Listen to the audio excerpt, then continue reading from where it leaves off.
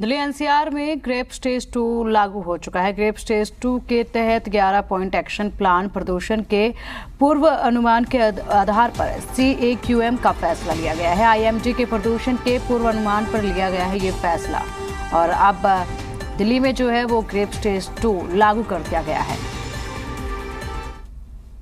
ऐसी संभावना है कि कल तो मॉडरेट कैटेगरी में रहेगा, लेकिन 23 तारीख को lower end of very poor category में एयर क्वालिटी आ जाएगी और 23 और 24 दोनों दिन वेरी पुअर कैटेगरी का संभावना है। अब प्रिकॉशंस के लिए जो गवर्नमेंट का ग्रेडेड रिस्पॉन्स एक्शन प्लान है, जनरल पब्लिक को और जो अथॉरिटीज़ हैं जिनको रिस्पॉन्सिबिलिटी है इसको कम करने के लिए, they should follow closely that GRAP guidelines ही। तो उससे बहुत इम्प्रूवमेंट आने की संभावना है अगर ये सारे मेजर्स जो ग्रैप के अंदर डिफाइंड है उनको हम इम्प्लीमेंट कर पाए तो।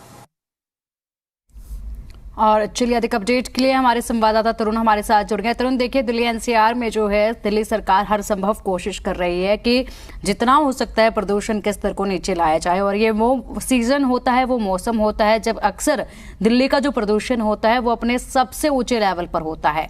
अब दिल्ली में ग्रेप स्टेज 2 लागू कर दिया गया है, क्या अपडेट है? देखिए, पिछले साल से ये प्रक्रिया पालना में लानी शुरू कर दी थी CAQM ने, यानी कि commission for air quality management ने, जो कि सुप्रीम कोर्ट की ओर से गठित ऑटोनॉमस बॉडी है जो समय समय के ऊपर AQI का लेवल क्या होगा और उसके आधार के ऊपर ग्रेडेड रिस्पांस एक्शन प्लान कब इम्प्लीमेंट करना है इसे दिशा निर्देश जारी करती है दिल्ली और NCR के इलाकों में। फोरकास्ट ये है IMD का कि 23 और 24 तारीख के दिन दिल्ली और NCR का AQI 300 से 400 के बीच में फॉल कर सकता है, जो कि वेरी पुअर की कैटेगरी है।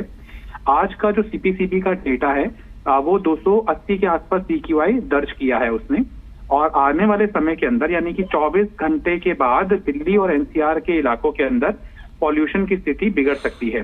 लिहाजा फोरकास्ट के आधार के ऊपर CAQM ने ये फैसला लिया है कि ग्रैप 2 की स्टेज दिल्ली और NCR के इलाकों में लागू कर दी जाए।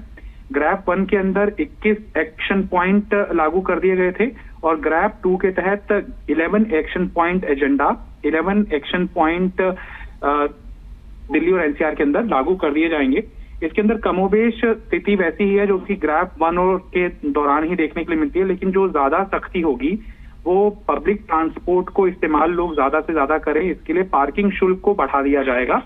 कुछ जगहों पर, खासतौर पर NCR के इलाकों में ग्रीन फ्यूल से ही डीजल जनरेटर चले, ये सुनिश्चित करने के लिए जगह जगह पर टीमों का गठन किया जाएगा। इसके अलावा जो रेड स्पॉट्स हैं यानी कि हॉट स्पॉट्स हैं, वहां पर ज्यादा सावधानी बरतने के लिए प्रशासन को एहतियात बरतने के निर्देश दिए जाएंगे ताकि ट्रैफिक का मूवमेंट वहां पर कम हो, समय समय पर वाटर स्प्रिंकलिंग हो, लोगों के अंदर जागरूकता अभियान चलाएं, तंदूर जो कोयले से चलते हैं उनका पूरी तरह से प्रतिबंध हो, जो डेमोलिशन और कंस्ट्रक्शन की साइट्स हैं 500 स्क्वायर मीटर से ऊपर वाली, वो रजिस्टर्ड साइट्स के ऊपर एयर प्यूरिफायर का इस्तेमाल, डस्ट मेजर्स का इस्तेमाल, ये सब चीजें की जाएं।